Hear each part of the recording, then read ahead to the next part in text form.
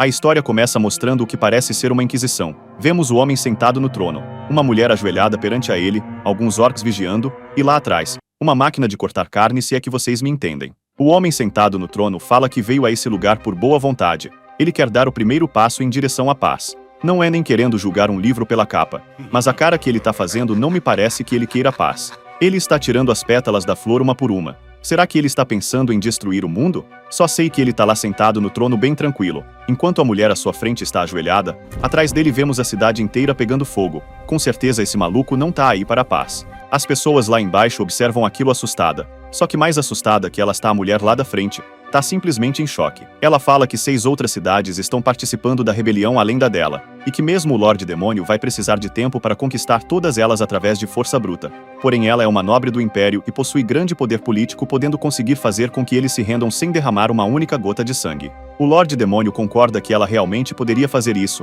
A mulher até dá um sorriso de felicidade achando que conseguiu convencê-lo, mas é nesse momento que o filho chora e a mãe não vê. Ele a chama pelo seu nome e pergunta se ela realmente pretende trair o seu próprio povo. Nessa daí, se ela não estava usando calça marrom, agora está. Enquanto vai levantando, ele pergunta se ela realmente pretendia fazer isso. A Cristina, que está cercada por orcs, começa a ficar em choque novamente. Ela é agarrada enquanto o Lorde Demônio continua falando. Ela é uma líder, mas não está tentando proteger o seu povo e sim salvar sua própria pele. Acho que até aí ela é uma política normal. O Lorde Demônio grita para todo mundo ouvir. Ele também dá uma envergada na coluna que eu achei que fosse quebrar. Ele fala para o povo que sua líder está sacrificando a vida de todos os velhos, famílias e crianças, pela própria. Todo mundo ali está assustado, tirando as 2 crianças que não estão entendendo porra nenhuma. Ele continua gritando que eles nunca poderiam confiar nesses líderes porque eles são desleais, e sua melhor alternativa é confiar nele, já que ele está lutando nas linhas de frente contra essa mulher que não pensa em nada além dela. Essa foi uma das melhores propagandas políticas que eu já vi na minha vida.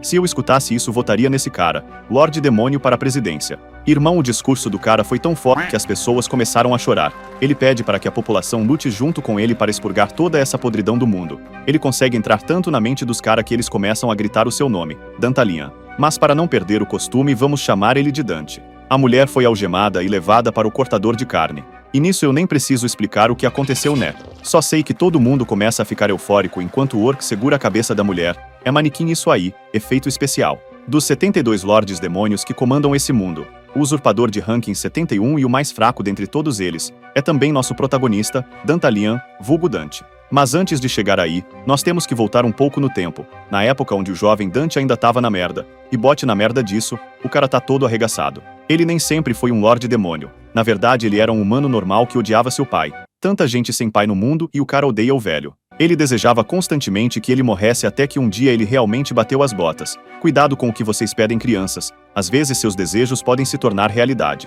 O pai do moleque era bandido. Dá para perceber só pelo bigodinho e a cara de safado que ele tinha. Além de criminoso, o cara ainda era mulherengo. E era do tipo, ó que vier tá bom. Pegava loira, morena, asiática, brasileira, no sigilo pegava até homem. Além disso, ele também era alguém que gostava bastante de dinheiro. Eu tô quase me identificando com esse cara. Porém, quem se fodeu nessa história era o seu filho. Provavelmente por causa de seu pai ele não teve uma vida com muitas amizades. Mas pelo menos quando o velho bateu as botas deixou uma herança gorda para o bolso dele. Depois de empacotar as coisas ele pensa que talvez seu pai sabia que ia morrer. Mas na realidade, quem liga? Já é de manhã. A luz já está começando a aparecer pela cortina. Os caras já estão indo para o inferno, ou melhor, seus trabalhos. E o nosso protagonista tá lá bebendo seu cafezinho da manhã enquanto relaxa olhando para eles. Agora que o pai morreu, ele vai viver a vida de herdeiro, ou melhor, a vida de vagabundo. A herança que seu pai tinha escondido deu aproximadamente 500 milhões de ienes, aproximadamente 3 milhões de dólares. Enquanto ele deita confortavelmente na sua cama, ele pensa que no final ele realmente era um bom pai. Isso aí que é filho. Deseja a morte do pai e ainda comemora que ele morreu. Com essa quantidade de dinheiro ele poderia comprar uma casa, carro, mulheres, peraí, mulheres? Se bem que ele está no Japão, né? Dá para comprar uma web namorada. Porém ele não liga para nenhuma dessas coisas. Pelo menos é o que ele diz, né? Mas olha essa carinha dele. Até que algo que ele estava esperando muito chega. Será que foi a web namorada? Só sei que o maluco é tão rápido que o entregador não tem tempo nem de terminar a frase. Nem viu o que aconteceu, só o vulto e ele sumindo. Ele pula morrendo de felicidade em sua cama. E mano, vemos que esse protagonista é um homem do povo. Mesmo com dinheiro suficiente para comprar o que quiser. A única coisa que ele realmente quer é o quarto dos sonhos. É aquele bagulho de todo homem. Depois de construir o quarto dos sonhos, você nunca mais vai sair de lá. Para construir custou um total de 30 milhões de ienes, que dá uns 3,2 milhões de dólares. Para ter gastado essa grana toda no quarto, no mínimo vai ter que ter uma empregada robô que faz café. Em sua vida, o protagonista criou 3 mandamentos: não trabalharás, não terás amigos e não se casarás. A parte do trabalhar e casar eu até entendo, mas de não ter amigo? Mas eu explico o motivo. Trabalhar não preciso nem comentar, né? É uma merda. Ter amigos significa que você vai ter que sair para comer e vai ter uma medição de pau com qualquer um que trabalha com você. Não entendi essa parte da medição de pau. Então o casamento? Prometer passar o resto de sua vida com o amor de sua vida. É uma ideia muito merda. Seu próprio pai teve um amor de sua vida pelo menos 12 vezes. Fazer o que né, o cara era o último romântico. Seu único objetivo é ficar o dia inteiro deitado enquanto joga videogame. Sinceramente, é o objetivo de vida de qualquer homem médio. Como ele mesmo fala, isso é a própria definição de luxo e paraíso. Finalmente ele pode focar 100% no jogo que estava evoluindo. Então 2 meses se passam. Ele já tá com uma barbinha crescendo. E pelo visto ele conseguiu completar o jogo. Legal que ele tá bem feliz, mas quando mostra o estado do quarto dele, o cara tá vivendo em um lixão. Eu não sei como que em 2 meses ele acumulou essa quantidade de lixo. E como um bom viciado, assim que termina o jogo ele já vai procurar outro. Não pode perder tempo, o bagulho é platinar toda a sequência de Dark Souls. Porém, quando ele estava procurando outro jogo para jogar, ele acaba ouvindo uma notificação do jogo que ainda estava aberto. Quando olha para a TV, o sistema tem uma nova mensagem para ele. O Dante até acha estranho, já que ele não tinha se cadastrado no sistema social, mas na verdade a notificação era dos administradores do jogo, o parabenizando por conseguir completá-lo. Eu já li o manhwa onde o protagonista recebe a mensagem do administrador e nada de bom aconteceu. Ele pensa até que faz sentido, já que as pessoas gastaram horas para fazer esse jogo. Porém ele recebe outra mensagem dizendo para ele responder algumas perguntas. Isso aí tá me cheirando a golpe. A primeira pergunta é se ele prefere garotas fofas ou maduras. Assim como você, e todos que estão ouvindo isso, eu também não entendi nada. Mas se for para escolher, eu prefiro as garotas maduras. Escolham a de vocês nos comentários. O protagonista escolhe uma das opções, mas não é mostrada. Então a outra pergunta é mais estranha ainda. O sistema pergunta se ele fica excitado quando bate ou apanha. Rapaz, eu não tô entendendo muito bem esse sistema não. Será que ele tá tentando comer o cara? Depois disso, uma enxurrada de perguntas é feita. Nem o protagonista aguenta mais esse tanto de pergunta. Porém, a última chama bastante a sua atenção. Ela pergunta se ele sabe o final do jogo. É meio óbvio, né? Já que ele finalizou ele. Então ele fala que sim. Então outra mensagem perguntando se ele seria capaz de mudar o final aparece. Até o protagonista tá achando isso muito estranho. O cara na hora pensa que é golpe e larga o controle fora. Provavelmente depois que ele responder que sim, vão pedir o dinheiro dele ou mandar ele comprar outro jogo. Minha dica para vocês é: deixem o quarto bem limpo, se não pode aparecer barata. Diante de uma barata, nem os maiores dos homens conseguem lutar, ele fica com tanto nojo que pula para trás. Mas por coincidência sua mão cai bem em cima do controle clicando na notificação. Essa sequência de acontecimentos foi digno de Jogos Mortais. E quando eu falo mortais, é mortais mesmo. A TV começa a brilhar muito forte. O cara não consegue nem manter os 2 olhos abertos, até que toda a luz se apaga e ele não tá mais no quarto. Quando ele começa a voltar à consciência, ele fica se perguntando o que aconteceu enquanto olha para suas mãos, ou melhor, enquanto olha para as mãos de outra pessoa. Na real, eu não faço ideia como ele descobriu que essas não eram as mãos dele, sendo que elas estavam de luva, mas eu acho que viver sozinho por tanto tempo faz ele ser bem íntimo das mãos. Só que o problema aqui não é apenas que as mãos dele estão diferentes, todo seu rosto tá arrebentado. Fizeram uma patifaria com a cara do menino. Ele sente uma dor no abdômen e cai no chão enquanto um homem fala com ele. Esse homem pergunta a localização do tesouro, e se ele não dizer, vão ser um pouco mais cruéis com ele. O homem que estava batendo nele o chama de Rei Demônio, e é aqui que a merda começa a acontecer.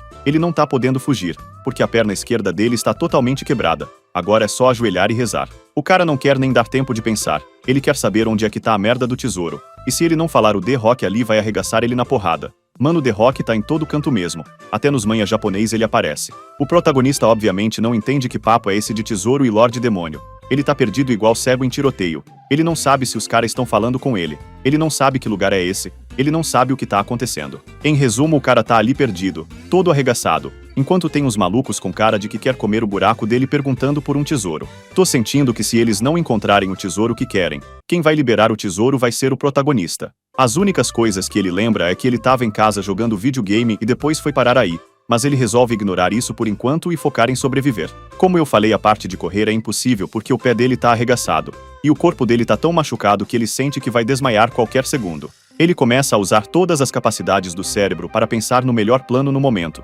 Pensando em conseguir algumas informações, ele pergunta por que estão chamando ele de Lorde Demônio. Só que eu acho que essa foi a pior ideia. porque o cara segura o chifre dele e pergunta se ele ficou com amnésia depois de tanto apanhar. Os chifres denunciam a sua identidade e ele é o Lorde Demônio Dantes. Nesse momento o protagonista fica em choque. Ele consegue lembrar do que aconteceu. Ele tá dentro de um RPG no qual os heróis da Jornadas vão em busca de derrotar os Lorde Demônios. É um jogo extremamente difícil que você morre incontáveis vezes. A história também não é aquela felicidade toda. Afinal, o mundo colapsa no final do jogo. E para Dante é até pior. Ele é um lixo considerado o mais fraco entre todos os Lordes. Para você ter noção, ele morre no tutorial do jogo. Depois de lembrar de tudo, ele descobre que definitivamente está dentro do jogo como um dos personagens mais bosta que tem. Só pela carinha dele já deu para perceber que lascou. O Dante tá tentando entender a situação que ele tá, mas leva um soco na cara para voltar à realidade. Ele percebe que se continuar assim ele vai ir de F.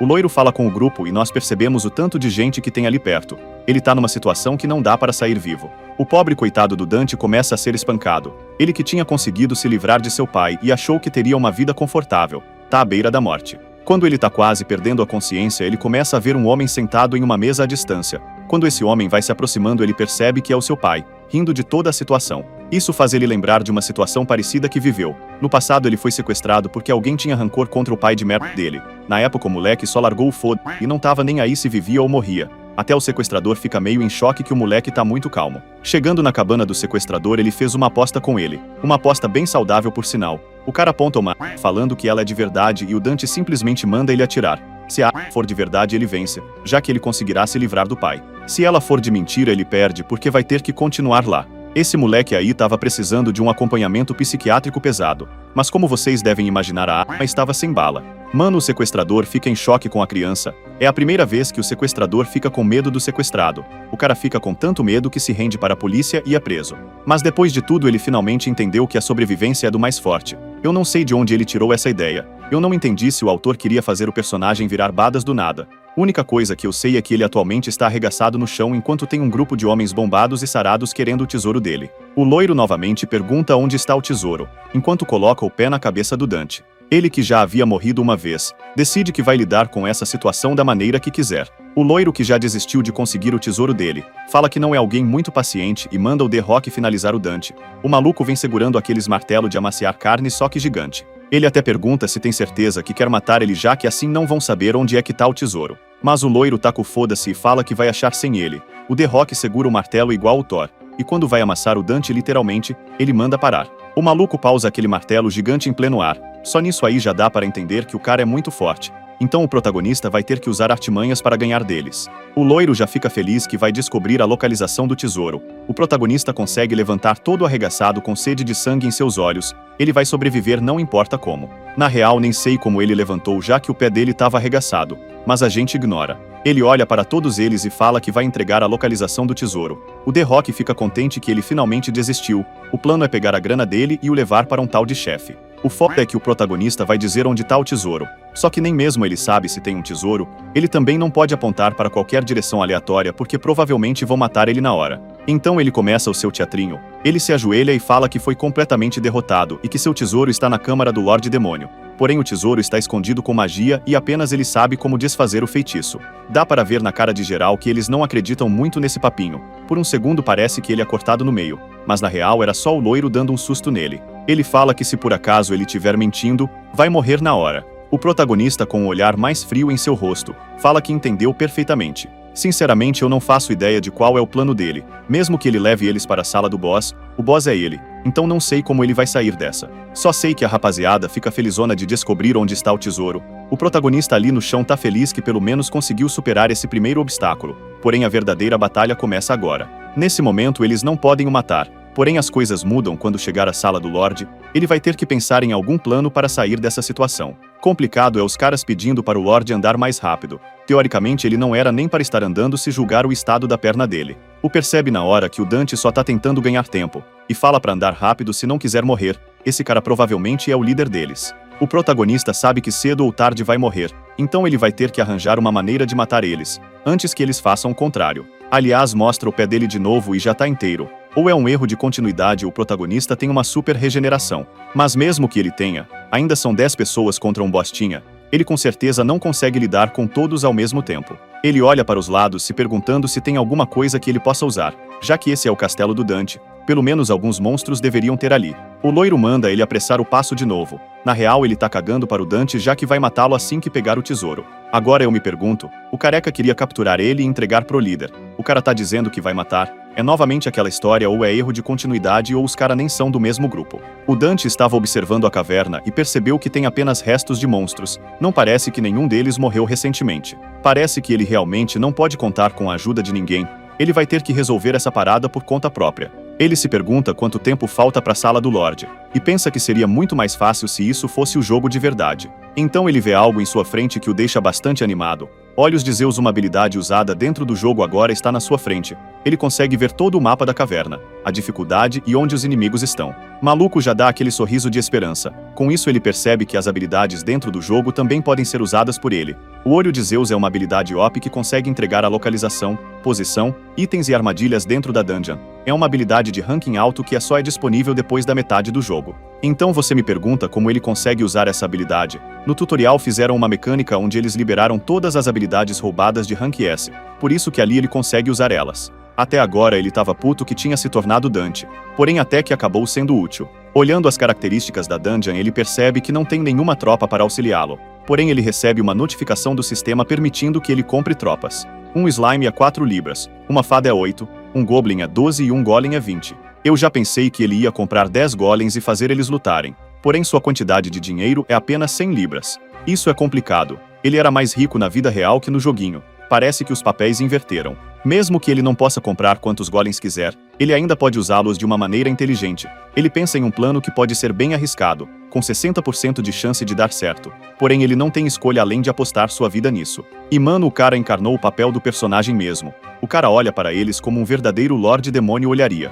Para que o plano dê certo primeiro, ele tem que conseguir ganhar a confiança deles. Só que antes tem algo que ele precisa testar. Ele usa outra habilidade do jogo, Apóstolo de Afrodite, que faz ele ser capaz de enxergar o atributo dos inimigos. Enquanto ele tá analisando eles, o loiro manda ele andar mais rápido enquanto aponta a espada em direção a ele, mas ele mantém a sua atuação e finge que está com medo. Porém isso é realmente tudo atuação, porque o verdadeiro contra-ataque começa agora. O Apóstolo de Afrodite é uma habilidade de alto nível. Ela permite ver a tela de status dos outros jogadores que estão normalmente escondidos. Agora que ele conseguiu checar todas as coisas que ele queria, tudo o que ele precisa fazer é pensar onde ir e como ganhar a confiança deles. Esse loiro já virou umas 15 vezes para mandar ele ir mais rápido. O cara falou que era impaciente, eu só não sabia que era tanto. Agora que ele consegue ver sua tela de status, ele descobre o nome desse homem, Leaf. No geral ele é um aventureiro de rank baixo, com apenas a sabedoria rank C. Outra coisa interessante dessa habilidade é que ele consegue checar os últimos pensamentos que o alvo teve.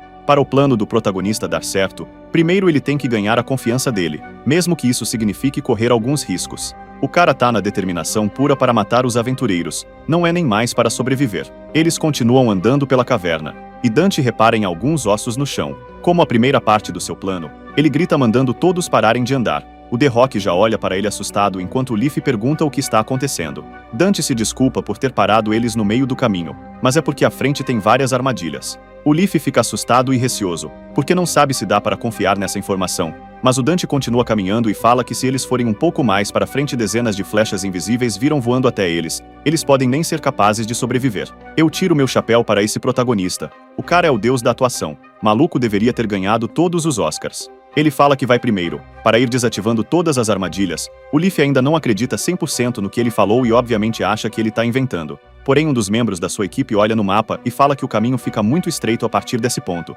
e também é extremamente escuro à frente. Isso foi jogada de mestre. Se ele tivesse feito isso em qualquer outra parte da caverna, provavelmente não daria certo. Mesmo assim, enquanto Dante está indo desativar as armadilhas, o Leaf fala que se ele tentar fugir, ele mesmo vai matá-lo. O protagonista, malandro do jeito que é, fala que não conseguiria fugir por causa do estado de sua perna. Para mim as pernas dele estão bem intactas. Se comparar com o que foi mostrado, ele não deveria nem estar andando. Ele fala que essa é a sua maneira de demonstrar respeito, já que eles são diferentes dos caçadores que só tentaram o matar. Mano, esses daí são diferentes. Eles primeiro roubam para depois matar. Ele continua seguindo o caminho e fala que se não acreditam nele podem segui-lo. porém ele não será capaz de manter a segurança deles. Jogou a cartada, né? Aquele famoso faz o que você quiser. Leaf, que não confia nem um pouco nele, fala para o pessoal não se assustar com essa historinha e continuar a seguindo. Mas os cara não é besta. Estão com o cu na mão, não querendo levar uma flechada na cabeça. Na real, eles estão receosos assim porque na entrada da caverna também tinha armadilhas. Os cara quase foram esmagados por pilares de ferro. O Leaf pergunta se eles são homens ou ratos, e pelo jeito são ratos. Quem tá adorando essa situação é o protagonista. Olha o sorrisinho de malandro que ele dá enquanto se afasta. Ele se pergunta se já foi longe o suficiente. No caminho para cá ele coletou algumas flechas que estavam espalhadas pelo mapa. Ele trouxe ela por nenhuma razão em específico, mas agora elas vão ter que ser úteis. É exatamente isso que você está pensando. Ele levanta a flecha e enfia contra ele mesmo. Os cara que ainda estão esperando ele só escutam um grito vindo lá de dentro. Tenho certeza que até agora a única coisa que não foi fingimento foi esse grito. Geral fica em choque, né? Se os cara não tava acreditando que tinha armadilha, agora estão. O Leaf pergunta o que está acontecendo, mas o protagonista fala para eles não se aproximarem já que elas continuam vindo. Porém o Leaf quer mais é que se for. Ele fala que vai avançar e quem não avançar junto morre ali mesmo. Os caras estão com o cu na mão, mas estão totalmente sem opção. Ou eles vão ou eles vão. Indo um pouco mais a fundo na caverna, Leaf grita por Dante perguntando onde ele tá, enquanto um de seus companheiros fala de um rastro de sangue que tem no chão. Seguindo o rastro, eles encontram Dante deitado no chão, com uma ferida de flecha em sua perna. Ele vai levantando devagar, falando que desmaiou por causa da dor. O Leaf, que tá olhando para todos os lados para ver se ele encontra uma armadilha, pergunta o que aconteceu com ela. Mas o Dante fala para não se preocupar já que ele conseguiu desativar todas. Os caras ficam na felicidade. Graças a Deus não vão levar nenhuma flechada. O Leaf pergunta por que ele os ajudou já que seria melhor para ele se tivesse ficado de bico calado. Mas o protagonista continua na atuação, e fala que é devido eles serem diferentes dos aventureiros de antes. Já que eles não mataram assim que o viram, ele vai tentar fazer com que eles vivam o máximo possível. Se eles acreditarem nessa mentira eu vou ficar louco. Nem eu nessa situação acreditava nele. O Dante continua falando que foi acertado por uma das flechas enquanto tira ela de sua perna. E já vi que ele é bem burro, porque todo mundo sabe que se uma flecha te acerta, você não pode tirar ela, e sim quebra-la. Depois de tirar ele fala para continuar andando. E por incrível que pareça o Leaf e todos os seus companheiros realmente acreditaram no papo dele. Ele consegue saber disso checando os status deles. Já que o nível de confiança subiu, geral ali tá confiando muito mais nele. Porém esse nível de confiança ainda não é o suficiente. O teatro acabou de começar. Outra notificação aparece, dizendo que o charme aumentou. Pelo visto seus status sobem ao cumprir determinados requisitos. E como eu tô achando que nessa obra o protagonista não vai ficar OP, vamos ter que trocar o nome dele para Rei Demônio da atuação. Leaf pensa que talvez possa usá-lo se fizer da maneira correta, enquanto fala que com uma ferida dessa na perna a única coisa que ele vai fazer é atrasar todo mundo. Então ele manda um dos seus companheiros oferecer ombro para o Dante andar. O protagonista fica surpreso com a boa ação e agradece. Mas Leaf fala que é apenas um agradecimento já que ele o salvou primeiro. Ele até tá indo bem com a atuação, mas o chefe deles não é tão fácil assim de enganar. Já que isso não é o suficiente, ele terá que fazer mais, até que todos andem na palma da sua mão. Essa foi apenas a primeira encenação do seu teatrinho. O segundo ato começa agora. Eles finalmente chegam na entrada do castelo do Lorde Demônio. Ela é uma porta com uma cabeça de bode pendurada, fazendo jus ao nome Demônio. Leaf se impressiona dizendo ser melhor do que ele pensava. Quando abre a porta e vira pro Dante para que ele mostre o tesouro, o cara tá chorando. Isso é uma atuação digna de Hollywood. O cara consegue até forçar choro falso irmão. Todo mundo fica em choque sem entender por que ele está chorando. O cara que está carregando ele pergunta o motivo do choro. Ele responde falando que de alguma forma isso lembrou dos seus antigos companheiros, ou melhor, de sua família. Até o Leaf fica sem reação perguntando se Lordes Demônios também têm família. Ele continua seu teatro falando que no passado até alguém como ele tinha pessoas que amava. O castelo que agora está totalmente destruído. Já foi um lindo palácio com vários monstros andando para lá e para cá. Até o dia em que eles foram atacados. O Lorde Demônio tentava fugir, mas os arqueiros preparavam flechas para atirar nele. Quando tudo parecia estar perdido, um dos membros de sua família o protegeu. Um grande ogro pergunta se ele está bem e manda ele fugir. O Dante chorando falando que ele também deveria fugir, porém o ogro leva ainda mais flechadas. Sabendo de sua morte, ele fala para ele correr o mais rápido que conseguir. Dante vai para um lado e o ogro vai pelo outro em direção à sua morte. Todos no castelo morreram para protegê-lo e ele ficou sozinho. É de aplaudir de pé. O cara, além de ator profissional, ainda é o maior mentiroso já visto. As pessoas acreditam tanto na conversa que até se sentem mal por ele. Dá até dó do quão ingênuos eles são. Eles achavam que um Lorde Demônio seria alguém horrível, sem sentimento algum e que não chora nem sente felicidade. Mas o cara à sua frente tá chorando pelos seus parceiros mortos. O nível de confiança com todo mundo começa a aumentar. Até mesmo Leaf fala que isso é totalmente diferente do que ele ouviu falar. Uma mulher falou que o Lorde Demônio é o pior ser que existe. mas o que ele tá vendo em sua frente não é esse monstro que ela falou. Ele resolve ignorar, já que o mais importante é que ele seja útil. O Dante olha para eles e fala que agradece do fundo do coração por trazerem ele de volta para o castelo. Como ele imaginava, todos são diferentes dos que atacaram sua família, e que se forem eles talvez os mortos o perdoem. Ele continua e fala que o tesouro do castelo do Lorde Demônio e a sua vida são deles. Já tá oferecendo até o outro tesouro para ganhar a confiança deles. Eles continuam andando pelo castelo até que finalmente chegam na sala do Lorde. E até que para o demônio mais fraco seu castelo é bem extravagante. Achei que ele morava em barraco. Como prometido ele os dará o tesouro no castelo, o Leaf já fica naquela excitação para saber onde está o tesouro. Mas como Dante disse anteriormente, o tesouro está escondido com magia e agora ele irá desfazer o feitiço. Ele pede para todos se afastarem um pouco. Como o nível de confiança deles está alto, eles obedecem sem pestanejar. O protagonista pensa que só mais um pouco e o seu plano será bem sucedido, e que agora é hora dos toques finais. Será que ele vai invocar todos os monstros ali para pegar eles desprevenidos? Na verdade, desde o começo não tinha nenhum tesouro no castelo, isso era meio óbvio. A única coisa que sobrou do antigo Lorde Demônio foi justamente as 100 libras, porém isso já será o suficiente para enganá-los. Como ele tá no mundo de ataque a dungeon, uma libra dá mais ou menos 15 moedas de prata, e como o jogo tem um sistema onde os itens descartados são dropados no mapa, ele planeja descartar 76 libras ou melhor 1.140 moedas de prata. Só que antes disso ele não pode deixar de fazer aquela atuação digna de cinema. Ele começa falando: "O grande senhor das servas, eu sou o 71º Lorde Demônio que governa este mundo. Para esses bravos heróis em nome do Lorde Demônio Dante, eu os darei meu tesouro." Depois de terminar a atuação ele fica parado com a mão para cima. Todo mundo fica esperando alguma coisa acontecer, até que várias moedas começam a cair do ar. Os caras acham que estão sonhando. É literalmente uma chuva de dinheiro. Eles finalmente conseguiram o seu objetivo. Todo mundo começa a catar as moedas do chão. Enquanto Leaf dá a maior risada de psicopata já vista, eu espero muito que esse cara esteja rindo de maldade, porque se a risada dele for feia assim, esse cara nunca vai arrumar uma mulher. Uma mensagem dizendo que a confiança de Leaf subiu para 50 aparece. Agora ele finalmente confia no protagonista. Ele manda todo mundo juntar as moedas e dividir em partes iguais,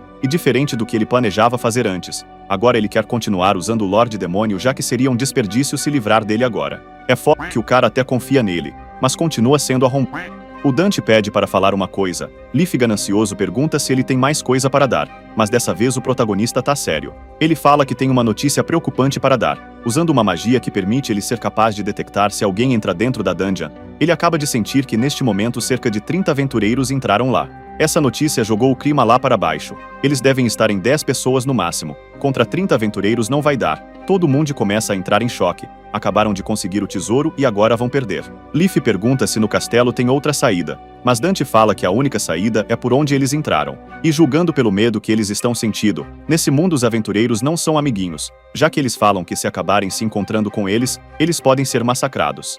O protagonista fala que se eles não podem evitá-los, terão que enfrentá-los, deixando Leaf confuso já que não dá para ganhar de um grupo desse tamanho. Dante pergunta se ele tá com o mapa, mentindo que seus poderes não são suficientes para dizer qual rota eles vão pegar. Porém existe um total de 3 rotas até o castelo. Se ele for usado de isca, provavelmente os inimigos devem usar algum tipo de magia capaz de detectá-lo. Eles irão por uma rota diferente da dele, assim só precisando fugir pela saída. Por um segundo Leaf até pensa que ele está se sacrificando, mas ele já muda de ideia perguntando se ele só está planejando fugir. O protagonista usa aquela atuação falando que nunca enganaria eles, e fala que tem uma proposta para fazer, chegando em seu ouvido e falando uma coisa que deixa Leaf bastante animado. Será que mais tarde rola o tesouro? Leaf fala para não dizer para ele sobre o plano, enquanto comanda seus aliados para se organizarem. Tudo isso era parte do plano do protagonista. Ele supôs que ele não fosse acreditar nele, por isso arquitetou esse plano. Um tempo depois deu para ver que eles se dividiram em 2 grupos. 5 pessoas foram com o Rei Demônio. Um deles até fala que o movimento de seu chefe foi extremamente corajoso.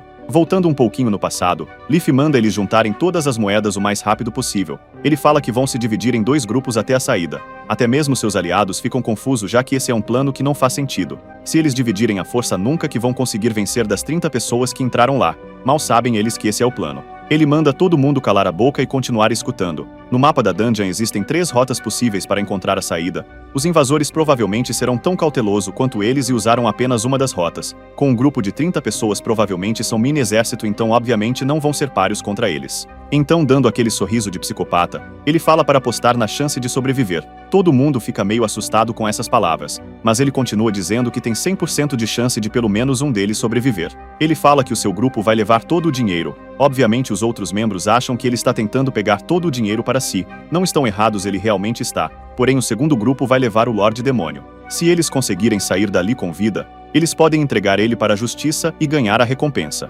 Se for fazer uma comparação, o lado do Leaf sai bem pior, já que além da recompensa por entregar um Lorde Demônio, eles ainda vão ser prestigiados como heróis. Eles ainda parecem receosos com a ideia. Então seu líder grita com eles perguntando se eles são homem ou ratos. A resposta ele já tem. Então ele pergunta se eles realmente querem morrer igual cachorros e deixar as famílias deles para trás. O líder continua perguntando se eles realmente são tão covardes assim. E se possível ele quer que todo mundo sobreviva. Eu retiro o que eu disse. Quem é bom no teatro não é o protagonista e sim o Leaf.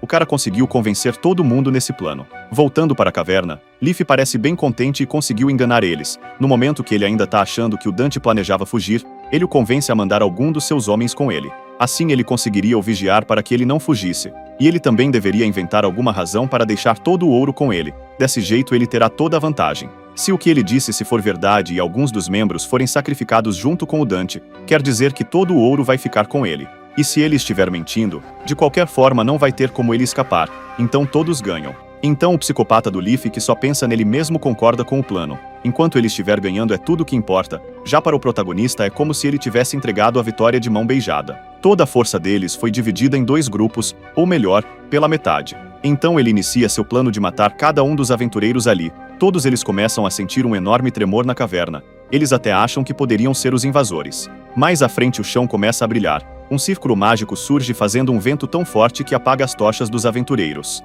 Um deles, que confia bastante no Lorde Demônio, pergunta o que está acontecendo. Porém, confiar nesse pilantra foi o seu pior erro. O protagonista segura a boca dele e fala para ele não fazer nenhum barulho se não quiser sofrer mais. Ele vai tirando a sua espada devagar enquanto fala que está em dívida com todos eles, conseguindo sozinho matar o primeiro. Os outros que ainda estão olhando o círculo mágico não perceberam que o seu colega acabou de morrer. E mesmo se percebesse, eles tinham outro assunto para se preocupar.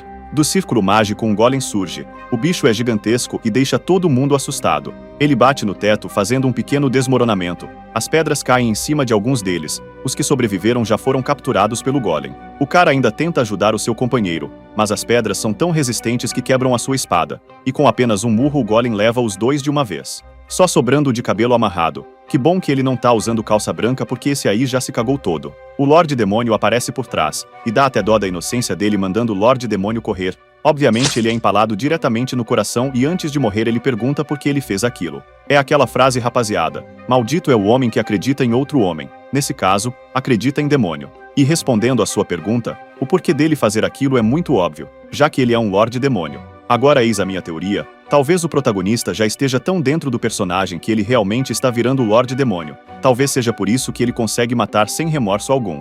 Enquanto isso, o grupo de Leaf também ouviu o terremoto. Ele até acha que a batalha contra os intrusos deve ter iniciado, acreditando um pouco mais no que o protagonista falou. Mas o cara é um psicopata total. A única coisa que ele sente é a felicidade que membros do seu grupo morreram. Porém toda sua felicidade vai por água abaixo quando ele vê o Lorde Demônio em sua frente. Até eu fiquei surpreso com essa, não esperava que ele fosse aparecer assim de cara. O Leaf já fica em choque, se perguntando por que ele tá ali, mas o Lorde tá frio e calculista olhando para eles. O Leaf percebe que não tinha intruso algum, mas pergunta onde estão os outros membros do grupo. Parece que ele ainda está tentando acreditar no Lorde Demônio. Porém, sacando a sua espada ensanguentada, ele fala que matou todos os seus companheiros. O cara atua tão bem que parece que ele matou todo mundo sozinho. O Leaf começa a ficar puto pensando que ele tá fazendo algum tipo de brincadeira. Na real, a única brincadeira que ele tava fazendo é a de manipulação e enganação. Para irritá-los ainda mais, o Lorde Demônio fala que eles eram só idiotas, e que foi extremamente engraçado ver as expressões de desespero em seu rosto. Nessa aí até o psicopata do Leaf fica puto. Todo mundo percebe que ele estava enganando eles desde o começo, e o moleque não para de jogar lenha na fogueira, falando que só conseguiu enganar eles porque eles são tão burro quanto os macacos. Achei ele muito agressivo com os macacos nessa parte. Eles realmente achavam que um Lorde Demônio fosse ficar do lado dos humanos? O Leaf fica no ódio mais puro já visto. Todo mundo ali parte para cima do protagonista na sede de sangue. Porém, novamente, tudo isso faz parte do plano. O golem de pedra que estava se escondendo nas sombras aparece no último segundo acertando eles. Só nesse ataque 2 deles foram de F. O golem continua batendo em todo mundo. O golem é tão forte que todos seus ataques são letais. Porém, um deles é tão forte quanto esse golem. O The Rock usa seu martelo de amaciar a carne e esmaga o golem em um ataque. Na hora ele olha para o Leaf falando que conseguiu. Porém esse foi o seu pior erro, já que o Lorde Demônio chega por trás finalizando ele. O cara ainda fala que agradece a eles, enquanto o golem se restaura atrás dele. O Leaf fica totalmente confuso, mas o protagonista explica que é bastante fácil matar um golem, é só destruir o núcleo que fica em seu peito. Até aventureiros bostas igual eles conseguiriam fazer isso, porém como eles estavam cegos pelas provocações idiotas do protagonista, nem isso eles foram capazes de pensar. Rapaziada, agora a dinâmica de poder mudou totalmente. Quem tá mandando na situação é o Lorde Demônio. O Leaf fala que ele tá totalmente diferente de antes. Quem tá na sua frente agora é o verdadeiro Lorde Demônio. Mas mesmo com essa situação desfavorável, ele ainda planeja sobreviver. Como um aventureiro veterano, ele já teve nesse tipo de situação muitas vezes e sabe como superá-la. Como eu disse, os papéis se inverteram totalmente. Agora quem tá usando uma atuação michuruca é o Leaf. O cara até chama o Lorde Demônio de Senhor. Ele larga a sua espada no chão e fala que se rende. E como se tivesse desistido de sua vida, ele fala para o matar rápido e sem dor. O protagonista vai se aproximando devagar com a espada em sua mão. Parece que o plano dele tá dando certo. Quando ele se aproximar o suficiente, Leaf vai usar a adaga escondida em suas costas para finalizar ele. Ele realmente consegue fazer isso, já que seus status são bem mais altos que o do protagonista. Enquanto vai se aproximando, ele olha novamente a tabela de preço dos monstros. Seu dinheiro é o suficiente para comprar um slime. Enquanto isso, Leaf fica cada vez mais animado a cada passo que ele dá. Porém, o protagonista se de repente para, um pouco mais distante do que Leaf planejava. Ele fica confuso, se perguntando por que ele parou, mas é respondido na hora. Usando a habilidade, o protagonista consegue ver através dele. Ele literalmente consegue ler tudo o que ele tá pensando. Ele sabia desde o começo todo o seu plano. Eu tenho que admitir que esse protagonista sabe como esmagar a autoestima de alguém.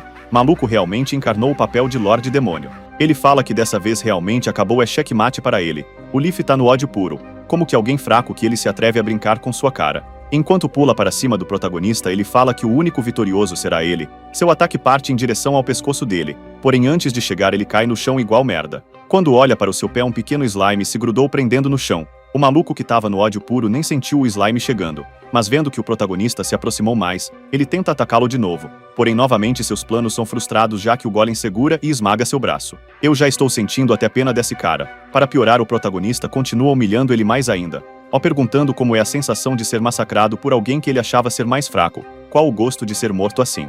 Ele puxa a espada melada de sangue. Enquanto Leaf se pergunta onde que errou, será que foi quando ele não o matou de imediato? Ou quando ele ganhou o mapa daquela mulher? Na verdade, foi desde o início que o desafiou o Lorde Demônio. Agora ele percebeu que nunca deveria ter ido contra ele. Por mais que seja fraco, ele ainda é um Lorde Demônio. Rapaziada, eu retiro tudo que eu falei de mal dessa obra. Essa cena foi muito zica, mano. Quero ver esse protagonista se tornando Lorde Demônios de respeito agora. Logo após isso, ele parece estar dentro de uma névoa branca. Dentro dela, ele vê o rosto de seu pai mandando se preparar. Ele obviamente não aguenta mais ver o rosto desse homem e fala que já não basta estar no inferno, ainda tem que ficar olhando para a cara feia dele. O pai continua falando que sua vida será bem pior sem ele. Ele manda calar a boca enquanto chacoalha a névoa para seu pai sumir. Então começa a ouvir a voz de alguém o chamando. Ele estava dormindo e quando abre os olhos, se deparando com uma linda mulher de cabelo rosa olhando para ele. Vida boa essa de Lorde Demônio. Queria eu ser acordado desse jeito. O cara tá totalmente confuso com o que tá acontecendo. Faz sentido, já que uma mulher desconhecida invadiu a casa dele. Mas aí eu retiro tudo o que eu disse. Eu não queria que essa mulher viesse me acordar não. Porque assim que ele acorda, ela já mostra o contrato de uma dívida de 100 moedas de ouro que ele pediu emprestado há 2 meses. O pior é que com os juros já deu 196 libras. Isso aí é o maior roubo que eu já vi na minha vida.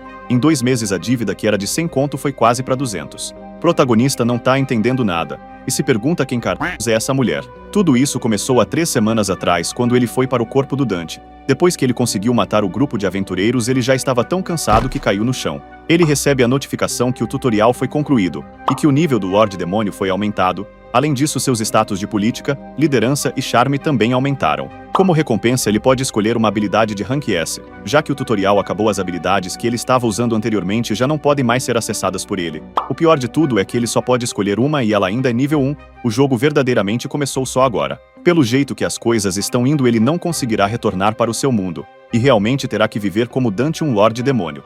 Já que ele tem que escolher uma habilidade. Então a mais útil de todas ali com certeza é o Apóstolo de Afrodite. Já que para alguém que vai usar política e enganação, saber o que as outras pessoas estão pensando é a melhor coisa. Depois de tudo, o protagonista finalmente rende ao cansaço. Enquanto vê o estrago que ele mesmo fez, ele deita nas mãos do golem e dorme ali mesmo. O homem tem que descansar também, né, galera? Lorde Demônio também é filho de Deus. Quando ele acordou no outro dia, ele estava deitado em uma cama. Olhando em volta, ele veio um quarto totalmente destruído. Esse provavelmente é o quarto do Dante. quando desmaiou nas mãos do Golem, ele provavelmente o levou até ali. O protagonista esperava que tudo isso fosse um sonho e que voltaria ao seu corpo quando acordasse, porém ele continua sendo o Dante. Ele vai ter que mudar o final deste mundo como o Lorde Demônio mais fraco. Porém um outro problema o aflige agora, ou melhor, um desastre. Uma garota com um olhar tão frio quanto o Ártico cobrando por uma dívida que nem foi ele que fez. Seu nome é Lápis Lazuli, mas vamos chamá-la de Blue para facilitar. Complicado é o Lorde Demônio tentando convencer ela que quem pediu dinheiro emprestado não foi ele, mas a mina fala que há 2 meses atrás foi exatamente ele que foi pedir dinheiro emprestado na Câmara do Comércio, e a prova é esse contrato assinado por ele. O protagonista percebe que esse papinho não vai funcionar. Eles já estão nessa semana inteira. O cara não tem um segundo de paz. Antes eram bandidos, agora é um agiota. A vida de um Lorde Demônio não tá fácil.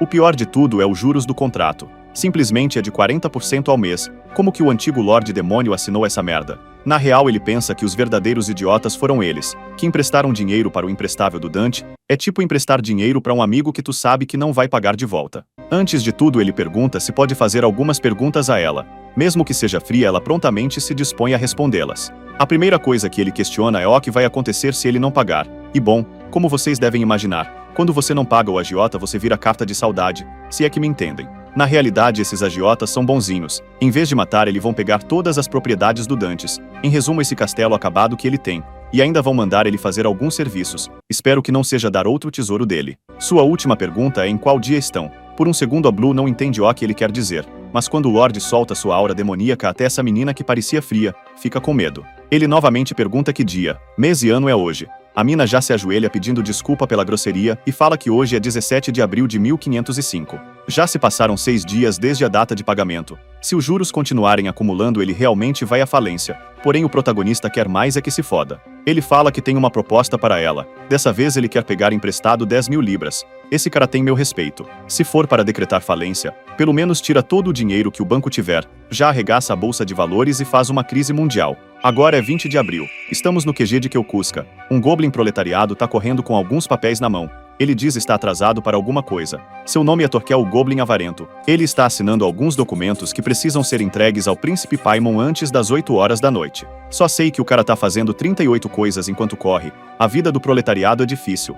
Na mesa vemos vários personagens bloqueados. O anfitrião fala que para os mercadores tempo é dinheiro. E o Goblin já fez eles perderam bastante tempo. O velho com os desenhos na testa fala que a reunião vai começar. A empresa Kelkuska é onde o 5º e o 9º nos ranks dos Lorde Demônios habitam como guardiões. Essa é a melhor empresa do mundo demoníaco. E o encarregado de comandar essa organização é Ivar Lodrok, um dos 3 vampiros anciões. Em resumo, essa empresa tá cheia de funcionário rank alto no mundo demoníaco. E quem comanda tudo isso é o filho do Ragnar. Ele manda que a Blue explique o motivo da reunião de hoje. Os monstros ali sentados ficam indignados que uma híbrida de humanos e súcubos vai falar. Pelo visto, os outros demônios acham os híbridos uma raça inferior, como uma maldição em sua linhagem sanguínea. Então o Sem Ossos manda todo mundo calar a boca. Os cara trancam na hora e não dão nenhum pio. A Blue continua explicando o tema da reunião. O 71º Lorde Demônio Dante fez um outro empréstimo. Os cara ali acham que ela tá de sacanagem de fazer uma reunião só para uma coisa besta assim. Mas o Ivar manda ela continuar. A quantia de dinheiro que ele pediu foi de 10.000 libras. E se você pensou que 10.000 libras fosse coisa pouca, isso é a quantidade de dinheiro que um país pequeno possui. O Goblin acha um absurdo e pergunta se ele realmente pediu por tudo isso. Nem mesmo ela acreditou nisso quando ouviu pela primeira vez. Mas o protagonista confirma que ele realmente quer pedir emprestado 10.000 libras. Ela pergunta qual é a razão dele tá pedindo isso já que ele já tá devendo. Faz sentido quem é o doido de emprestar mais dinheiro para um cara que já está te devendo. Porém ele continua dizendo que ele quer pedir mais dinheiro, justamente para conseguir pagar o empréstimo.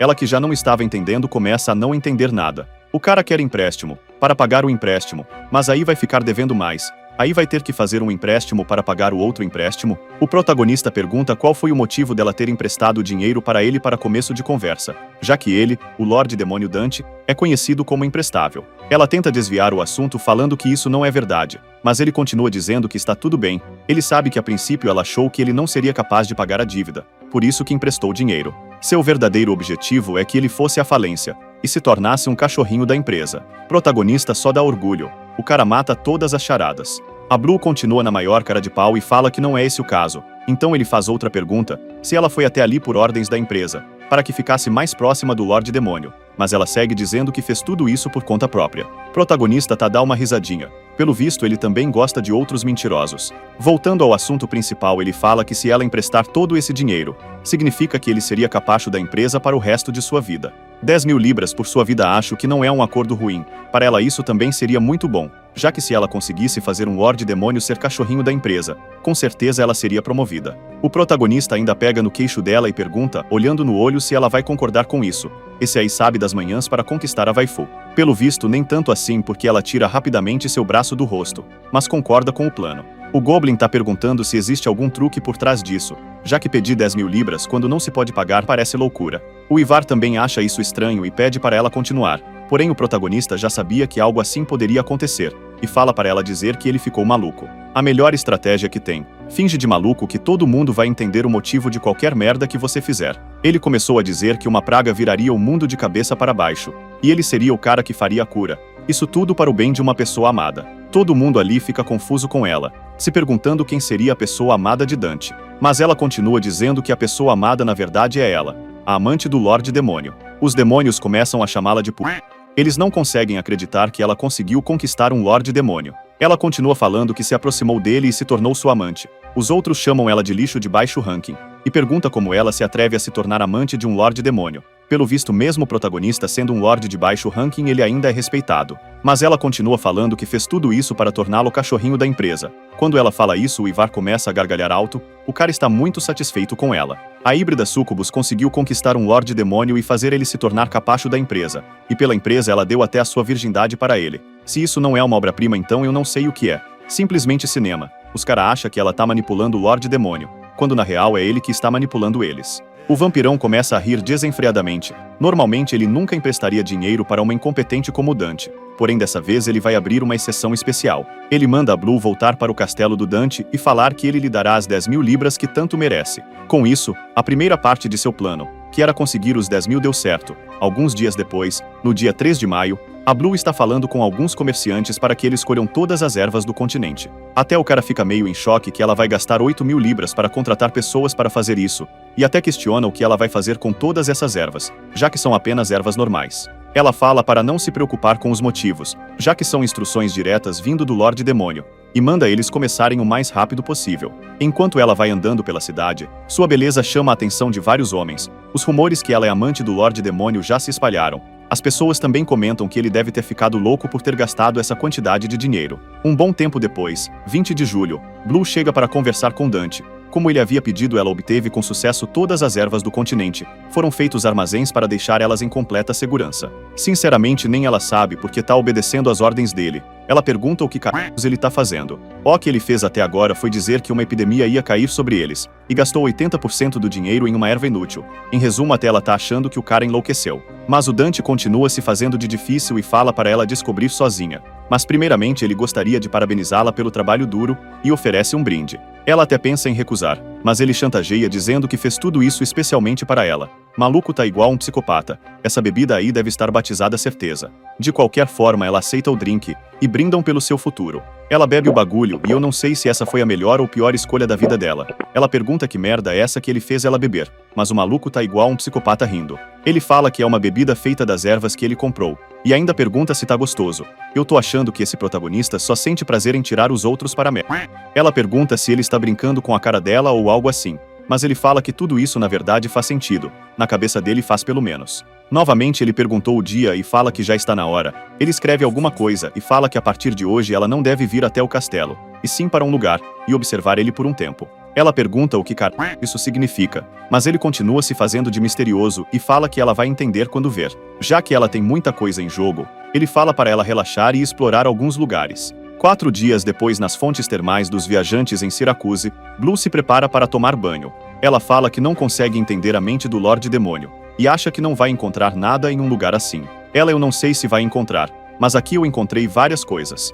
Então ela mostra o papel que ele tinha dado. Nele tem uma série de sintomas, como dor nas juntas, febre e hematomas pretos. Ela pensa que é impossível de ter previstos os sintomas de uma doença, mas mesmo assim ela ainda sente uma sensação de inquietação. Ela escuta um grito, e quando olha tem uma criança desmaiada no chão. A menina desmaiou do nada e fala que o corpo inteiro dela dói. Quando a Blue vai checar, ela também tá muito quente, e manda levá-la para a clínica imediatamente. Até que ela se assusta, no pescoço da menina uma mancha preta começa a aparecer. Todos os sintomas que ele descreveu estão presentes na menina. Várias outras pessoas começam a desmaiar à sua volta, enquanto ela vai percebendo que tudo que ele falou até agora é verdade. Isso aí que dá não acreditar no protagonista. Se não tivesse tomado o chazinho agora, ela estava morta também. Na clínica, alguns pacientes já estão mortos. Só nesta 1 hora já chegaram 30 pacientes. A Blue tá em choque sentada no banco. Ela ainda não acredita que ele conseguiu prever essa doença. O médico responsável pergunta se ela está se sentindo bem, já que todas as pessoas na casa de banho morreram menos ela.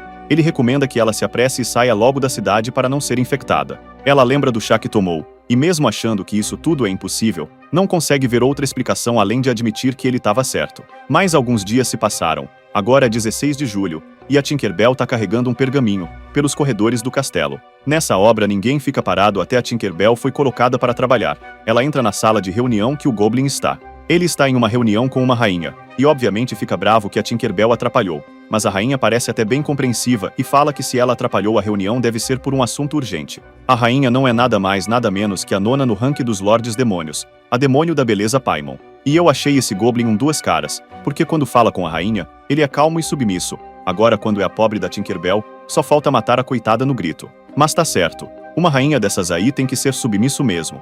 De qualquer forma, Tinkerbell fala que recebeu uma mensagem urgente do QG. O Goblin começa a dar uma lida, mas fica assustado com o conteúdo da carta. Ela se refere a uma epidemia que apareceu. Ela começou nas casas de banho e rapidamente se espalhou pelo reino. Sua propagação é inevitável e ela irá se espalhar para os países vizinhos em alguns dias, e a taxa de mortalidade é de 80%. A rainha percebe a expressão do Goblin e pergunta o que aconteceu, mas ele continua lendo o conteúdo da carta. Além disso, existem informações de que o Lorde Demônio Dante criou um remédio milagroso que pode curar a doença. Parece que um de seus 4 subordinados, Blue, monopolizou sobre ordens de Dante todas as ervas do continente necessárias para a produção do medicamento. Essa informação nem eu sabia. O Dante tem 4 subordinados? Achei que o cara não tinha nenhum. A rainha pede para ler o conteúdo da carta, mas a reação dela é bem diferente do esperado. Ela não parece ficar puta com o Dante ou nada do tipo. Ela só acha a situação interessante. Já no seu castelo, Dante está olhando para o céu. Agora me responde como ele está olhando para o céu se o castelo dele fica em uma caverna. Ele percebe uma tempestade se aproximando, e quem também se aproxima é a Blue.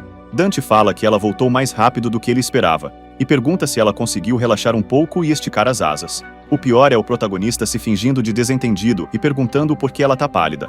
O cara levou ela para o começo da abatedouro e ainda pergunta se ela não gostou. Ela o questiona se ele sabia disso desde o começo. Sabia não pô. O cara comprou as ervas que cura a doença e descreveu o sintoma. Com certeza foi chute. O cara virou um vilão completo. Quando ele fala um raio cai, iluminando as janelas e fazendo uma sombra na frente dele. E olha o rosto dessa sombra me diz se esse cara não é a maldade mais pura já vista. Até a Blue fica em choque. Até a meio demônio tá com medo do protagonista. Ele realmente sabia que isso ia acontecer desde o começo. O motivo é porque no jogo Ataque a Dungeon a história começa em 1515, 10 anos no futuro, uma era que a praga já se espalhou e deixou o mundo sombrio. De acordo com as informações do jogo, a praga começou em uma cidade de águas termais, e só depois de um ano que a cura foi criada. O protagonista foi jogado no jogo, logo no ano da epidemia. Por causa do contrato da Blue ele conseguiu descobrir isso, já que lá tinha a data. Ele pergunta para ela o que a empresa acha sobre isso.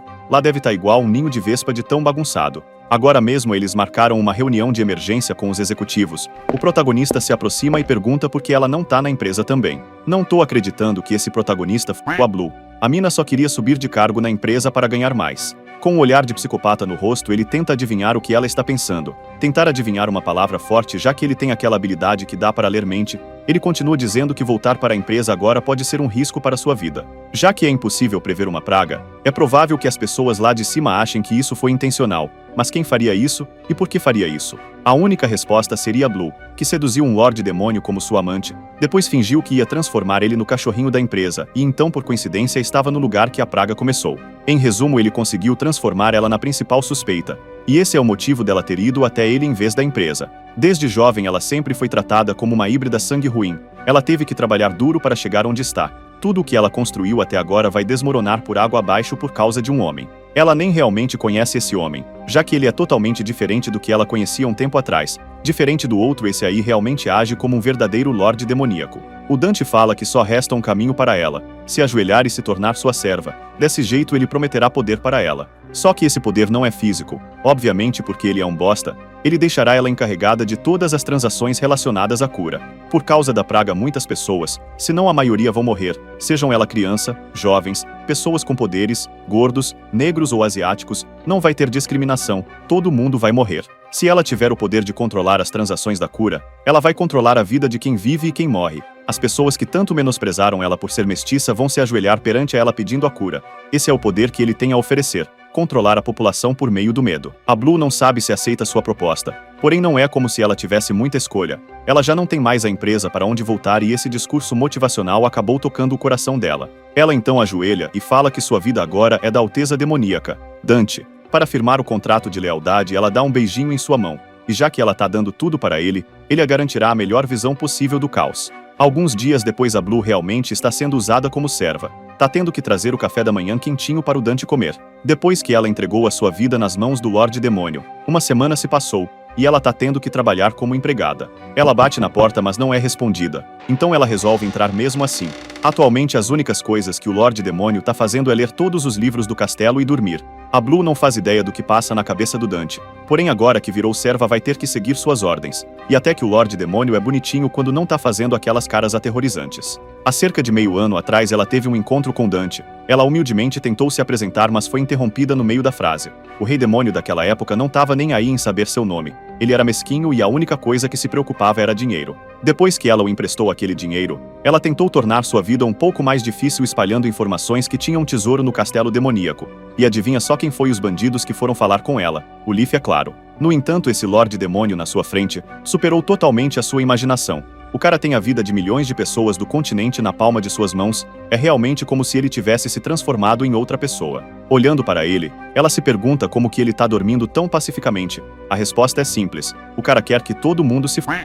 Eles já receberam carta de vários países em relação ao medicamento, porém sua antiga empresa ainda tá bem quieta, que é bastante estranho. Enquanto isso, na empresa, o Goblin barrigudo fala com o Ivar, pedindo permissão para entrar em seu quarto. O cara realmente faz jus ao seu nome de vampiro. Quando o Goblin entra no quarto, ele tá esperando sentado, sendo iluminado por apenas 3 velas. Olhando seu rosto um pouco mais de perto, parece que ele tá um pouco mais acabado do que antes. Ele pergunta qual é a situação atual. O Goblin fala que não podia ser pior, já que o vírus continua se espalhando rapidamente. De acordo com a análise da empresa, cerca de 30% da população vai morrer. O Goblin fica em choque, perguntando se ele está brincando. Mas o maluco já lança aquele olhar ameaçador e pergunta se alguma vez ele estava de brincadeira. Começando de hoje, todos os lords irão parar de negociar com eles. O Goblin fica puto e bate na mesa. Tudo isso foi causado por aquela vira-lata da Blue. A empresa não conseguiu contactar ela, então acham tranquilo assumir que tudo isso foi premeditado. De acordo com o relatório, ela estava no local quando começou. Além disso, ela conseguiu monopolizar todas as ervas que serviam como cura. Prever uma praga é impossível. Nem os deuses poderiam fazer isso. Então, provavelmente, essa praga, na verdade, foi criada intencionalmente. Agora eles lançaram uma coisa interessante. Sabemos que não foi o protagonista que criou essa praga, já que ele só sabia da informação. Mas será que no jogo original existia algum plot twist que, na verdade, essa praga foi criada por alguém?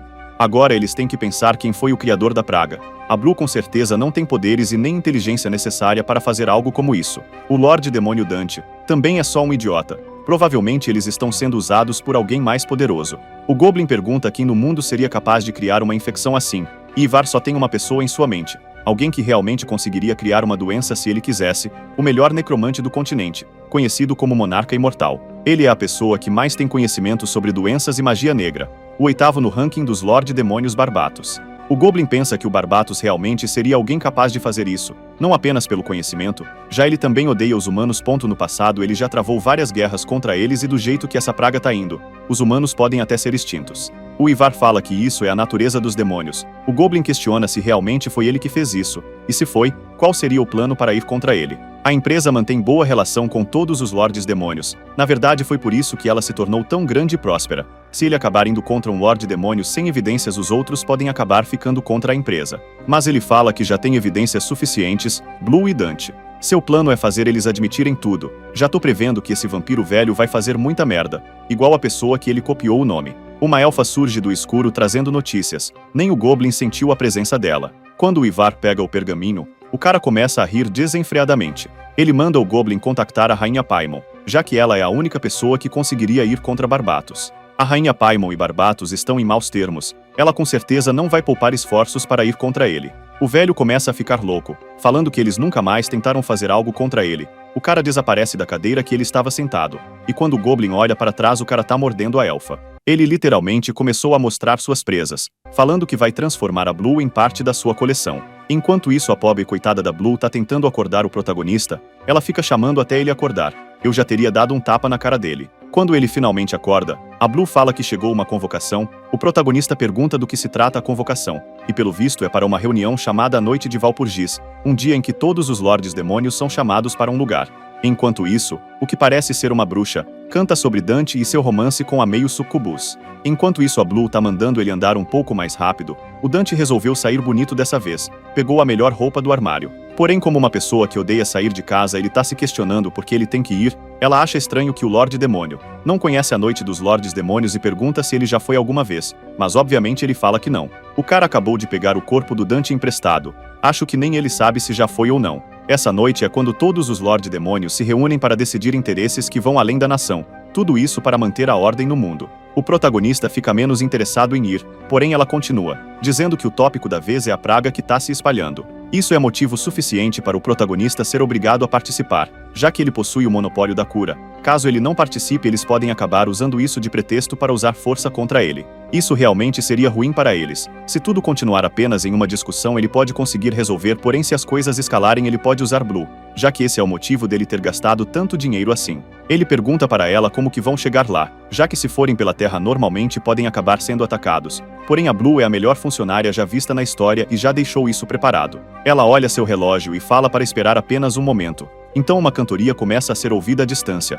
A bruxa que estava cantando mais cedo chega lá. Assim que o protagonista olha para ela, o cara fica em choque. Até eu fiquei porque a bruxa parece que tem 12 anos de idade. Na verdade não é apenas uma bruxa e sim 5. Elas são as Berberi Sisters. O protagonista continua em choque olhando para elas. O cara até pergunta para Blue se não vai ter algum problema já que elas são apenas crianças. Primeiro o protagonista japonês que tem consciência. Ela fica com aquela cara de bunda olhando para ele e explica que não se pode julgar um livro pela capa. Essas bruxas possuem um contrato com demônios que faz elas serem jovens pela eternidade. Em resumo, já começaram a usar aquele papinho de que elas têm aparência de criança mas têm mais de 500 anos de idade. Ele fala para elas levantarem suas cabeças, e agradece encarecidamente que elas aceitaram seu pedido. E pelo visto o nosso protagonista sabe como conquistar uma dama. Elas já ficam caidinhas por ele. Mas quem parece não ter gostado nada disso foi a Blue. Será que veremos um triângulo amoroso na história? Só sei que ele sobe na carruagem, e as bruxas começam aquele papo de piloto de avião. Chegando a Niflheim, a cidade parece estar bem animada. O protagonista fala que a viagem deve ter sido cansativa para elas, e as chama para jantar como forma de agradecimento. A Blue parece que tá com ciúme, mas ele acha que ela só está preocupada que a empresa tente fazer algo, e fala que ninguém seria doido o suficiente de fazer algo contra um Lorde Demônio. Já no bar todo mundo parece estar se divertindo, monstros e humanos. Essa é uma cidade que todas as raças podem se divertir, porém eles começam a escutar uma briga ali perto. Quando olham veem um homem chutando um anão, e reclamando dos seus serviços, e o mais engraçado é que quem tá fazendo isso é o 72º no ranking demoníaco, Andromalius. Se vocês lembrarem do tutorial do jogo, o monstro que ele enfrenta é o 71º Lorde Demônio, Dante.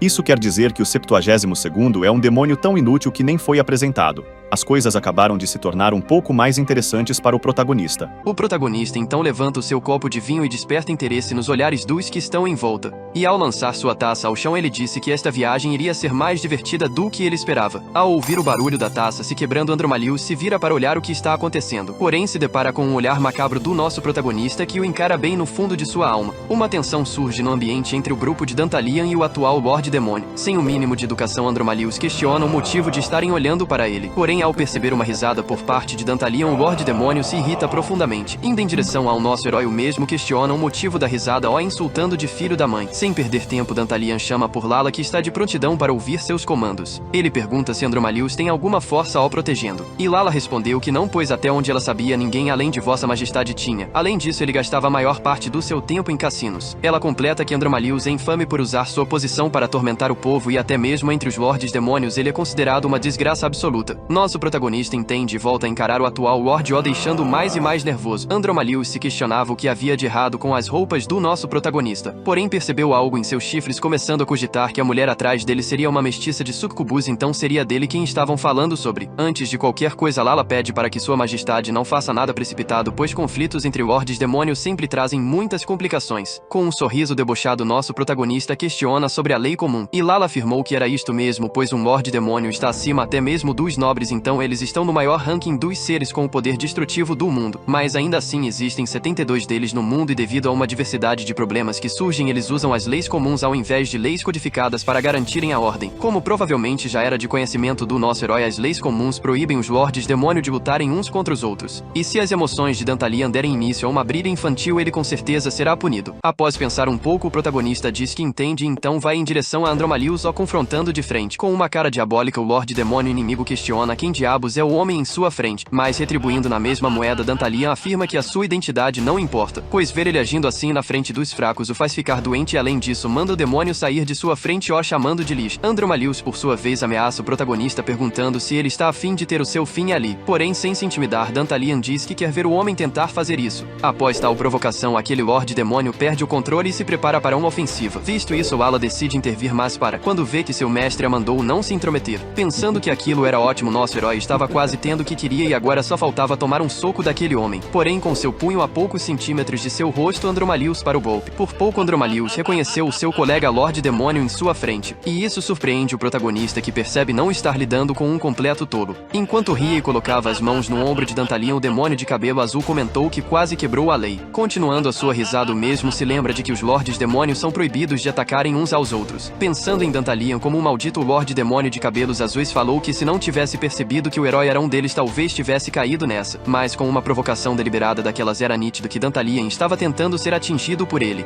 Após rir mais um pouco Andromalius aproveita o momento para debochar de seu colega comentando ser uma pena. Aparentemente toda essa situação deixa o nosso herói um tanto frustrado. O demônio de cabelos azuis por sua vez comenta que deve ir embora agora, porém nota a presença de Lala no local, a reconhecendo como aquela que seduziu o Lorde Demônio e a julgando como uma rata suja de rua. Em sua visão ao menos ela tinha olhos considerados bonitinhos, porém ela também tem todo o odor sujo e podre que a classe baixa normalmente tem. Por fim Andromalius questionou como ela havia conseguido fazer aquele homem se apaixonar por ela, e tocando em seu corpo mesmo diz estar tão curioso que gostaria de experimentar ao menos uma vez também. Quebrando este clima invasivo Lala pede para Andromalius parar com o que está fazendo, e receber uma ordem de alguém como ela nitidamente deixa o Lorde Demônio irritado. Então o demônio de cabelos azuis muda de assunto chamando a atenção de Dantalian para as leis comuns comentadas mais cedo. Com uma expressão sádica o mesmo afirma que ela se aplica apenas entre os Lordes Demônios. Andromalius levanta os seus punhos contra a garota e a soca no rosto com uma força tremenda. O que ele estava querendo dizer em outras palavras é que se poderia atacar qualquer um que não fosse um Lorde Demônio. Ao dizer que Lala ainda está bem Andromalius afirma que irá dar uma surra nela além de usá-la de diversas formas e após isso irá devolver ao nosso protagonista. Ele provoca Dantalian enquanto ri dizendo que mesmo que ela seja uma rata suja irá cuidar bem dela. Diante a todos esses eventos o nosso herói com um semblante sério apenas ajusta seu casaco. Após contar seu plano maquiavélico o Lorde Demônio de cabelos azuis começa a rir em meio à praça. E com Lala ao chão em um péssimo estado mesmo continua questionando se todos estão o vendo e afirmando que não irá demonstrar misericórdia a ninguém que ousar se opor. Então Andromalius manda todos se ajoelharem perante a sua presença e começarem a o adorar. Em caso de não obedecerem ele ameaça os cidadãos usando Lala como exemplo de desobediência e além disso ele irá os forçar se for preciso. Os cidadãos começam a entender a situação em que estão pois enquanto alguns demonstram surpresa outros estão em conformidade. Novamente aquele Lorde Demônio não consegue parar de rir enquanto olha para a situação da menina, decidindo então pisar na mesma e a fazendo sentir uma dor intensa. Ele se delicia com tudo isso dizendo que o sentimento é ótimo, porém o nosso herói se mantém frio e distante, tentando provocar o protagonista. Por mais uma vez Andromalius questiona como ele está se sentindo, pois a sua colega está sendo espancada por ele bem em sua frente e o mesmo não pode fazer nada sobre isso. Pedindo a atenção de todos Andromalius em estado de extrema excitação os manda dizerem seu nome pois ele é quem está no topo do mundo. Ele é o Lorde Demônio Andromalius. Em contraste à sua felicidade agora uma expressão de raiva toma conta do Lorde Demônio, pois o mesmo nota que Dantalian está rindo e o questiona sobre o que é tão engraçado. Dantalian diz que não era nada demais mas Andromalius estava falando de forma tão arrogante até agora. Porém ainda assim o herói se pergunta quantas pessoas ali vão realmente o seguir. Em estado de frenesi o Lorde Demônio de cabelos azuis questiona se o protagonista é algum tipo de mal perdedor, pois é de praxe que se eles não seguirem ele irá os dominar à força assim como aquela mestiça suja. Em uma provocação irônica Dantalian perguntou se havia alguém neste mundo que foi dominado por ele pela força. Isso irritou profundamente profundamente Andromalius, mas algo lhe surpreendia mais neste momento. Em suas costas, a mulher pouco a pouco se levanta, parando em pé na frente do mesmo e limpando seu rosto com a mão.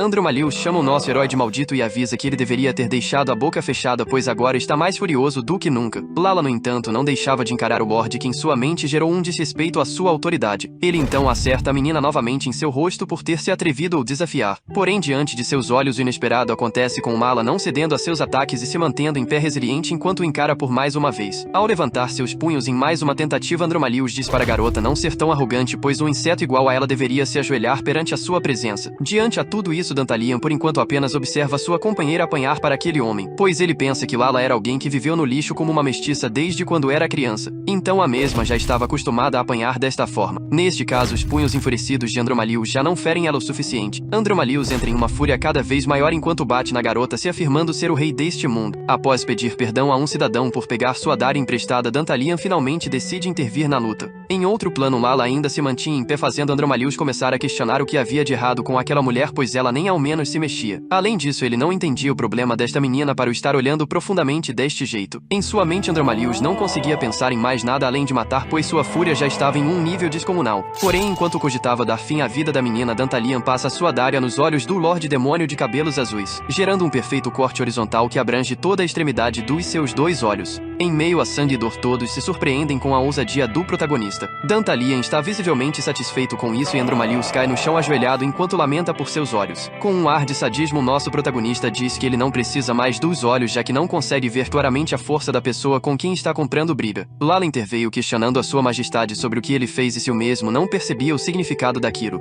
Porém, ele apenas se aproxima da mesma, agarrando pela sua cintura, abraçando e a agradecendo por tudo. Lala se sente amada pelo gesto de afeto que recebeu e Dantalian, com um olhar maligno, novamente agradece, dizendo ser do fundo de seu coração. Então ele pede para que sua assistente estenda sua mão esquerda, afirmando que queria lhe dar aquilo em uma ocasião melhor, porém o mesmo irá dar agora enquanto está brilhando da maneira mais linda do que nunca. Lala recebe um anel brilhante e pergunta à sua majestade o que é aquilo. Porém, Dantalian segura em sua mão, dizendo para ela não falar nada por enquanto e apenas assistir. Levantando a mão da moça enquanto se apresenta ao povo de Nilfheim como o Lorde Demônio de ranking 71, Dantalian. E inesperadamente apresenta a pessoa ao seu lado como o amor de sua vida. Dantalian continua dizendo que eles podem ter status diferentes, mas no fim nada disso importa e que mesmo que seja proibido, eles estarão juntos, pois é amor verdadeiro. Publicamente, o nosso herói anunciou não ter nada contra Andromalius, porém ele havia ferido a pessoa a quem ele amava. Então, em apelo popular, o protagonista questiona a todos se tal injustiça pode ser perdoada. E em resposta a seus sentimentos, ele afirma que definitivamente não poderá, mesmo que seja um Lorde Demônio. No meio da praça da cidade, a declaração do protagonista é ouvida por todos, que não acreditam ser possível o que está acontecendo. Um Lorde Demônio realmente está quebrando as leis dos Lordes apenas para salvar o amor de sua vida. Diante aquela comoção, Dantalian pede para que sua querida Lala dê um passo e olhe para trás,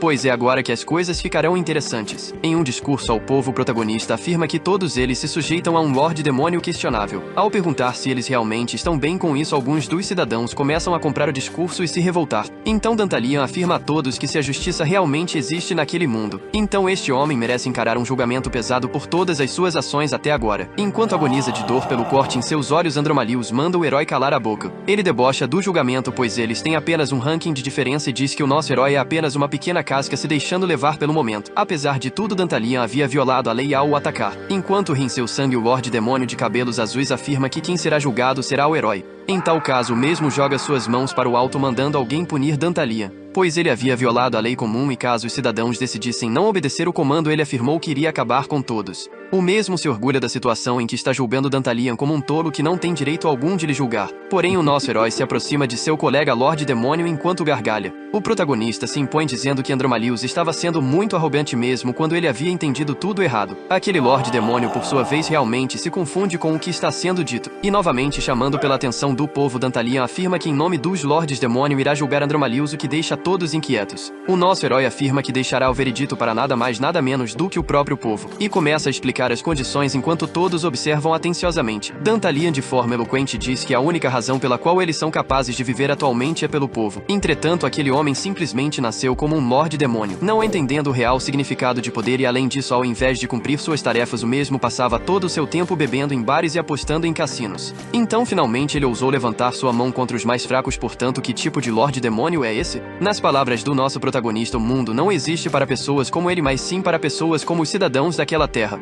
Os nativos pouco a pouco vão aderindo ao discurso do herói e o mesmo pergunta se para esta terra e para o futuro da nação um homem desse realmente merece viver. Então o mesmo joga a decisão para o público dizendo ser a hora deles se levantarem como os heróis de Nilfheim. Com os nervos à flor da pele após ouvir tal declaração, Andromalius manda o herói calar a boca e pede para que os cidadãos da cidade sigam seus comandos. Ele continua com seu chilique enquanto xinga a todos e tenta os forçarem a seguir seus desejos. Porém, Dantalian simplesmente provoca o seu colega Lorde Demônio ao questionar o motivo dele estar em pânico e de se humilhar até este nível. Afirmando já saber o motivo, o nosso herói cogitou que deveria ser por causa da pequena ferida que fez em Andromalius. Sendo assim, no momento o demônio de cabelos azuis não conseguia enxergar nada e então ficou com medo por estar indefeso. Diante a tal insulto à sua honra por estar incapacitado, Andromalius somente consegue insultar o protagonista de volta ao mandando calar a boca por repetidas vezes. Entretanto, Dantalian afirmou já ter entendido, pois aquilo significava que se alguém decidisse finalizar ele não saberia quem havia sido. Tremendo de raiva, Andromalius entra em desespero e poucos segundos após isso mesmo é empalado por alguém em suas costas. Após receber o ataque, o Lorde Demônio de cabelos azuis perguntou quem teria feito isso com ele. Porém, o cidadão, em um amontoado de emoções, decide por não responder à pergunta. Antes de qualquer coisa, o nosso herói se aproxima pondo as mãos contra os ombros de Andromalius. Ele afirma que até agora tudo tem sido de acordo com seu plano, então o homem tem seus sinceros agradecimentos. Diante a tal declaração, Andromalius não conseguia acreditar no que o nosso herói estava dizendo. Porém, ao analisar o som do local, percebeu uma realidade cruel. Dantalian já não estava mais por lá e no momento tudo o que se ouvia eram pessoas raivosas se preparando para um ataque coletivo contra sua pessoa. Nessa hora, tudo que resta para o Lorde Demônio cego é clamar por sua vida e esperar compaixão dos cidadãos da vila.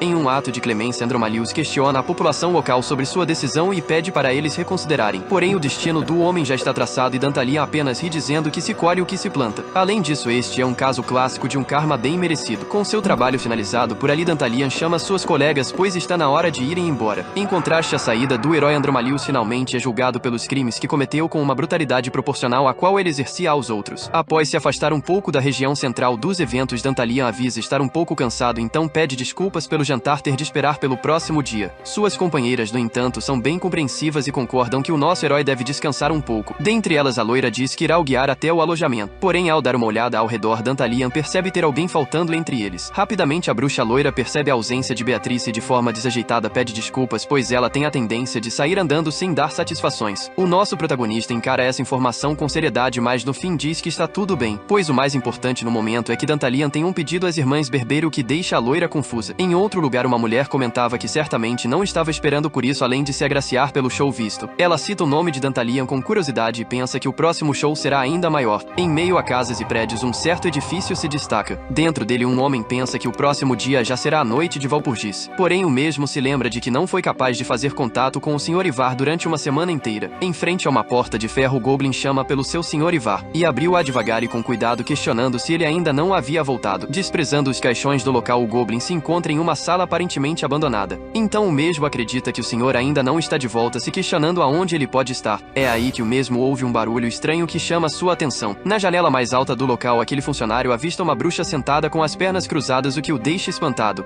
A mesma, por sua vez, com um olhar amedrontador, questiona Torquel se ele tinha certeza de que realmente estava cuidando da empresa. A bruxa então pula da janela, aterrissando no chão. Torquel inicialmente gagueja, mas pergunta onde diabos ele estava, revelando assim aquela pequena bruxa como seu Sr. Ivar. Enquanto ria, a mesma disse que tinha ido ver a Lápis e Dantalian com seus próprios olhos, o tendo observado muito bem. Intrigado com o que seu mestre havia descoberto, Torquel perguntou o que ele fez por lá. Porém, é informado que Ivar ainda não descobriu nada sobre a praga. Entretanto, conseguiu presenciar algo bem interessante na quadra Hermes, o que deixou Torquel ansioso pela resposta. Em sua opinião, ele acreditava ter subestimado um pouco Dantalian, entretanto ele ainda está perdido na sua agonia do amor, o que significa que a sua fraqueza atual é a Lápis. Ivar chama por Torquel e pede para ser atualizado a respeito da situação com a Sra. Paimon. Prontamente, o Goblin informa que a Sra. Paimon prometeu que os iria apoiar e que não pouparia esforços para os ajudar. Dito isso, Ivar cai em gargalhada enquanto entra em seu caixão, e por fim afirma que entendeu, fechando a porta. Do caixão, uma poderosa aura roxa emana por todo lugar. Entre a aura surgem esferas de energia azuis que dão início a uma transformação. Continuando sua risada, Ivar agora se prepara para sair do caixão. Porém, com sua real aparência, ele então pede para comunicar o que está prestes a dizer palavra por palavra para a Sra. Paimon. E de forma nostálgica pensa já fazerem 100 anos desde que ele esperou tanto por um dia como espera por amanhã. 24 horas após o incidente de Andromalius, o dia da noite de Valpurgis finalmente chega. Os guardas estão de prontidão no castelo para assegurarem a segurança dos convidados. E é informado que o Lorde Demônio de Rank 9 chegou, então todos deveriam se preparar. Dentre a multidão alguns se espantam enquanto outros se maravilham pela chegada do Lord. 2 cavalos brancos puxam a carroça do importantíssimo Rank 9, e ao se aproximarem do local são reverenciados pelos convidados que usam máscaras de baile. Engargalhada, a Lorde Demônio começa a descer as escadas enquanto agradece por a receberem e um dos homens fala que o prazer é todo deles, pois eles estiveram esperando por sua chegada a infame e grandiosa Senhora Paimon. A mesma perguntou se os homens terminaram de fazer os preparativos com Ivari, o que a recebeu avisa que tudo correu bem. Como tudo parecia estar dando certo, só lhe restava se divertir com o momento, mas ainda não ter visto nenhum rosto familiar a deixa desconfortável, pensando que pode ter chegado um pouco cedo. De repente, um homem de bigode pede para que todos saiam do caminho, pois o próximo Lorde Demônio chegou. Paimon fica curiosa com a identidade do próximo Lorde. Cavalos negros raivosos se aproximam, tumultuando o ambiente, o que deixa todos aflitos. De repente, o condutor da carruagem para e os cavalos cessam o seu movimento agressivo. Após estacionarem no local, o Lorde Demônio chuta a porta da carruagem com toda a sua força, a lançando para longe. Ela diz que a sua bunda está doendo por ficar sentada tanto tempo e todos ficam confusos. A mesma sai da carruagem enquanto diz que aquilo tudo cheira a merda. Esta pessoa é a Lorde Demônio Barbatos, deusa da magia negra e das doenças. Extremamente irritada, ela encara Paimon, que a encara de volta. Com um nítido deboche em sua fala, Barbatos reconhece sua colega como uma meretriz da nobreza. Paimon, por sua vez, também a recepciona, dizendo que seus gostos continuam questionáveis como sempre. Barbatos ironiza, comentando que ouviu dizer que a Lorde Demônio dormiu com um centauro e que após isso ficou um pouco acabada. Paimon, por sua vez, critica o comportamento indecente da garota em uma situação como essa e diz que ela deveria começar a tentar agir igual a um adulto. Porém, com um corpo como este, deve estar sendo difícil para ela encontrar um parceiro, o que significa que ela provavelmente continuará a ser infantil para sempre. Então Paimon, em ultimato, diz que seria melhor se Barbatos parasse com esse costume de menosprezar os outros. Isso a deixa extremamente nervosa, fazendo dizer que irá cortar fora o busto gigante e cheio de gordura que Paimon tem agora mesmo. Porém, a atenção é novamente voltada para o homem de bigode ao afirmar que mais um Lorde Demônio chegou. Muito irritada, Barbatos se vira para ver quem é e o nosso herói diz que se Lala não estiver bem, poderá segurar em sua mão. Eles saem da carruagem e deixam todos chocados por presenciarem o Lorde Demônio dos rumores. Após olhar para Barbatos, Lala se intimida um pouco e questiona seu rei sobre essas pessoas. Porém, o mesmo diz que já sabe e que aparentemente por ali todos já os conhecem. Confiante como lidará com a situação, Dantalian conforta a sua companheira, dizendo que ela não precisa ficar com medo. Os dois Lordes Demônio no local não conseguem deixar de olhar para o nosso protagonista, no entanto o mesmo ignora e apenas chama Lala para irem em frente. Na noite de Valpurgis, exatamente 30 minutos antes da chegada ao local, dentro da carruagem, Lala diz a seu rei que acredita não poder ir ao evento. Dantalian, por sua vez, questiona o que ela disse, perguntando se sua companheira está nervosa, pois esse tipo de coisa não é de sua índole. O herói, um pouco desanimado, diz que irá ter um baile antes da reunião. Então pergunta quem será sua parceira caso ela não vá, questionando se ela quer que ele vá sozinho. A declaração faz Lapis se aborrecer em um nível considerável. Em tal caso, Dantalian questiona se ela está brava por causa do que aconteceu no dia anterior. Em suas memórias, Lala se lembra de todo o discurso amoroso do protagonista para ela, dizendo que a amava. E o nosso herói afirma que não teve escolha, enquanto a mesma fica envergonhada ao canto. Após um período de silêncio, Lapis fala que o protagonista está errado, pois a noite de Valpurgis é um evento que somente os Lordes Demônio de alto ranking podem participar. Portanto, colocar alguém como ela em um lugar como esse seria ultraje. O nosso herói percebe que ela ainda está preocupada com isso e afirma que está tudo bem, pois agora Lapis é oficialmente a sua noiva, então é para ter mais confiança. Agora eles são o casal mais falado do mundo, deste modo eles não podem desapontar aqueles que estão ansiosos para os ver. Após ouvir isso, Lala engole seco e não sabe o que diabos seu rei está pensando. Ela acreditava que toda essa coisa de amante era somente para ele conseguir uma razão para pegar dinheiro emprestado. Além disso, dependendo de como for a reunião, uma segunda guerra pode ser iniciada, pois qualquer coisa lá dentro pode afetar a vida de milhares de pessoas. Desta vez o tópico seria a praga, e então o incidente de ontem aconteceu. Neste caso, Lapis se questiona como seu rei ainda pode estar tão calmo mesmo em uma situação como essa. Após algum tempo é informado que eles chegaram ao local de destino. Lala chama a atenção de Dantalian, que observa impressionada com os importantíssimos convidados do evento. Enquanto nosso herói começa a descer as escadas da carruagem e Lala tenta o parar, dizendo que deve ir primeiro. Porém, em um ato de cavalheirismo, nosso herói desce estendendo a mão para sua companheira e a chamando para sair. Então, enquanto visualiza a imensidão daquele lugar, resta apenas para Lapis segurar a mão de seu rei e embarcar na experiência. Porém, rompendo totalmente o clima, mesma nega ajuda e desce sozinha, tentando não chamar atenção. Trocando de assunto, Dantalian começa a pensar sobre o frio, que tem ligação com algo que acontecerá em breve. E Lala, um pouco ansiosa, chama pelo seu rei, informando que tem muitas pessoas importantes por ali. As duas Lorde Demônio se viram olhando diretamente para o nosso protagonista e sua companheira. E o mesmo diz que já sabe enquanto caminha em direção a elas. Parado na frente das duas, Dantalian recepciona a senhorita Paimon e a senhorita Barbatos, afirmando ser um prazer as conhecer. Com um olhar malicioso, ele se apresenta como o Lorde Demônio de ranking 71 Dantalian.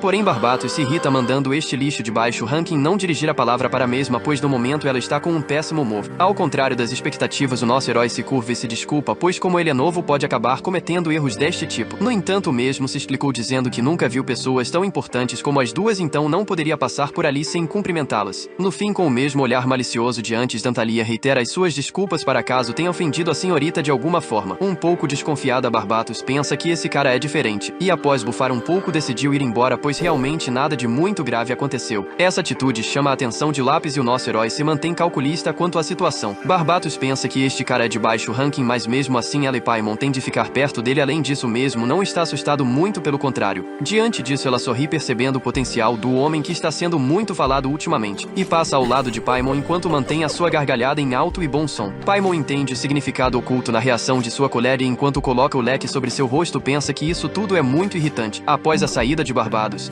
Paimon se aproxima avisando que espera que o que ela irá dizer não ofenda o nosso herói, mas nos últimos dias ela muito tinha ouvido falar sobre o Lord Dantalia. O protagonista encara com uma expressão vazia e a mesma comenta sobre a pessoa atrás dele. Essa pessoa, por sua vez, reverencia Paimon informando servir o Lord Dantalia e se apresenta como Lápis Lazuli. Após presenciar tudo aquilo, Paimon diz que a menina não precisa ser tão formal, pois está tudo bem, e ao mesmo tempo em que coloca o leque sobre o rosto da garota, ela elogia a beleza de um rosto tão novo como este. O protagonista aparentemente não gosta nada do que está acontecendo, mas tenta manter as aparências, elogiando a Lord Demônio por sua beleza incomparável. Paimon fica um pouco feliz com o elogio e começa a rir. Ao se aproximar do protagonista, ela também o elogia dizendo que ele é bem bonito, e o nosso herói recebe de bom grado afirmando estar grato. Mas ao se aproximar mais ainda, a mulher encosta seu busto contra o peitoral de Dantalia dizendo que gostaria de ter outro tipo de conversa com ele em algum momento. Após este inesperado convite, Paimon se afasta e se despede dizendo que eles irão se ver mais tarde. Tanto Dantalia quanto Lápis inicialmente se mantêm neutros ao ocorrido, porém o protagonista rapidamente muda sua feição comentando que o evento de agora foi interessante. Então ele olha para sua companheira, mas a mesma o encara com reprovação e desgosto. E após comentar que Lala parecia pálida, Dantalia pensa que não importa quantas vidas ele tem, elas nunca são suficientes. Já no baile no lado interior do castelo, uns dançavam enquanto outros conversavam entre si. O protagonista, por sua vez, diz que está tudo muito bom e elogia o lugar por ser um bom local de encontro. Porém, algo lhe deixou instigado ao fazendo chamar por Lápis e perguntar se ela também havia percebido. Após a mesma afirmar que sim, Dantalia começa a entender sua situação atual. No momento já não tem mais como fugir e de agora em diante aparentemente todos ali estarão prestando atenção nos dois. No salão de festas era nítido que apesar das pessoas estarem tentando parecer indiferentes, elas estavam prestando atenção nos protagonistas. Diante disso, Dantalia pensa que eles não têm como fugir disso e se sente como um animal no zoológico. Então a pergunta agora é se eles realmente merecem toda essa atenção, pois todos estão os olhando como se fossem verdadeiros animais raros. Estão olhando para eles como bestas ferozes antes de devorarem suas presas. Uma pergunta vem à tona por parte de nosso herói que questiona Lala se todos os participantes estão conectados com a empresa. Porém, a mesma diz que não sabe e que somente o chefe e o alto escalão têm acesso às informações dos clientes. No entanto, de acordo com a lista de participantes, cerca de 40% dos participantes são da facção da senhorita Paimon, da mesma maneira em que outros 40% pertencem à facção da senhora Barbatos, e outros 20% ou pertencem à facção do Lord Marbas ou não se afiliaram a ninguém. Após dizer ter entendido, Dantalia olha ao seu redor tentando pensar sobre quantas destas pessoas na verdade são cachorrinhos da empresa. Neste caso mesmo, tenta se colocar no lugar de uma firma. E sendo ele uma, como poderia escapar? De repente todas as luzes do local se apagam em um incidente generalizado. Rapidamente os convidados começam a reclamar dizendo não estarem enxergando nada, porém o nosso herói se mantém calmo e alheio à exaltação de ânimos. Em meio à escuridão, uma luz azul começa a aparecer florescendo entre várias lamparinas de fogo. Os protagonistas ficam curiosos e desconfiados com o que se seguirá a partir disso. Então um homem com uma bengala se aproxima no salão principal dizendo querer cumprimentar todos os presentes, dando assim as boas-vindas. O homem coloca a mão em seu peito afirmando que terá a honra de presidir a reunião esta noite. Ele se apresenta como Ivar Lodrov da empresa Kiokusk e o nosso herói quase não consegue manter sua empolgação controlada ao presenciar tal homem. Dantalia chama por sua companheira e pergunta se aquele senhor é mesmo Ivar Lodrok. Então a mesma confirma dizendo que este é o homem mais rico no mundo demoníaco, um vampiro ancião e dono da empresa Kiokusk,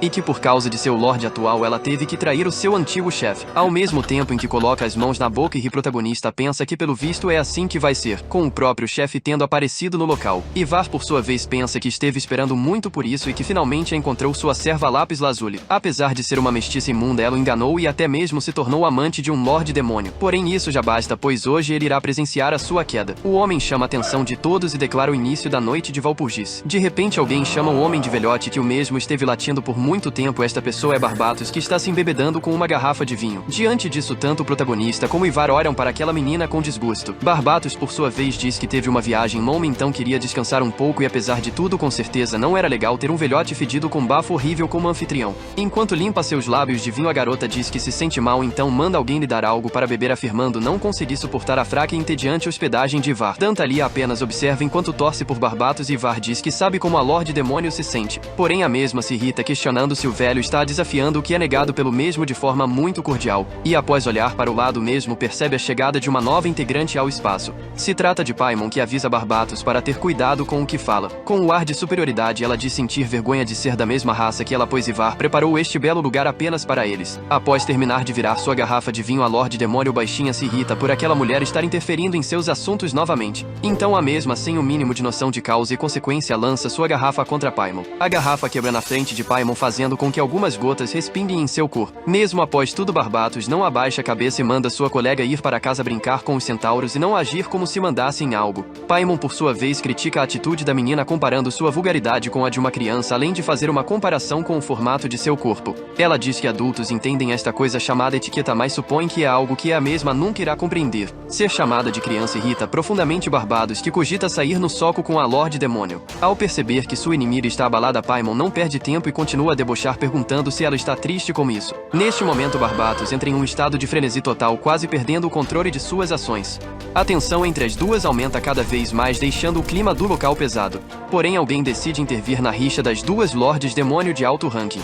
O homem se impõe no local, aconselhando que as duas deveriam ficar quietas por agora. Este homem é Marbas, o infame Lorde Demônio da nobreza de ranking 5. Após tomarem uma bronca de um Lorde Demônio de ranking superior, as duas param com a briga e se dispersam do local. Marbas então se desculpa e pede para que ele continue com o que estava dizendo anteriormente. Ivar, por sua vez, se surpreende positivamente com este Lorde e pensa que agora finalmente todas as pessoas necessárias estão ali. Nosso vídeo termina aqui. Se você gostou, deixe seu like. A gente se vê na próxima. Tchau, tchau.